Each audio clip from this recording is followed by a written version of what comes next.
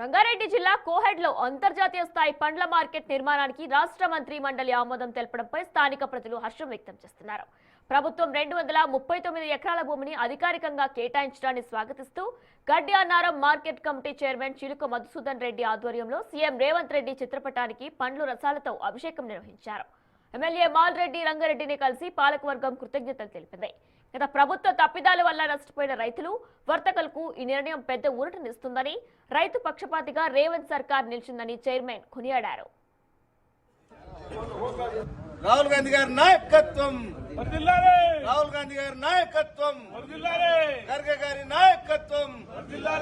జై రేవంత్ అన్న, జై రేవంత్ అన్న, జై రేవంత్ అన్న.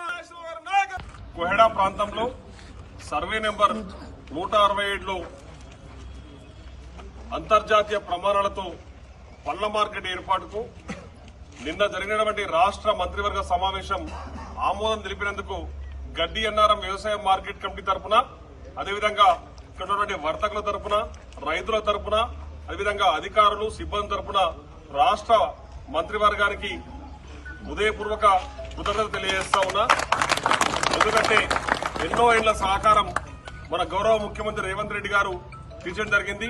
రైతు పక్షపాతిగా మరొకసారి ఈ రాష్ట్ర ప్రభుత్వము ఈరోజు మరి ఉన్నదని చెప్పేందుకు ఇది మంచి ఉదాహరణ అని చెప్పి తెలియజేస్తా ఉన్నా. ఎందుకంటే గత కొన్నేళ్లుగా తీర్చినటువంటి సమస్య ఈ రోజు మోక్షం కలిగింది.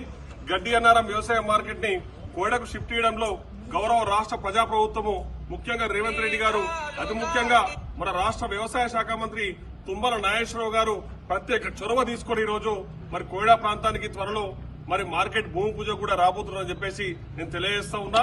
సర్వే నెంబర్ 167లో తెలంగాణ హౌసింగ్ సొసైటీకి సంబంధించి అనేక కేసులున్న 237 ఎకరాలు ఈ రోజు 39 ఎకరాలు మన రాష్ట్ర మంత్రివర్గం ఈ రోజు గడ్డి అన్నారం వ్యవసాయ మార్కెట్ కు బదలాయింపు జరగడం అనేది రాష్ట్ర చరిత్రలోనే ఒక సువర్ణ అధ్యాయం అని చెప్పేసి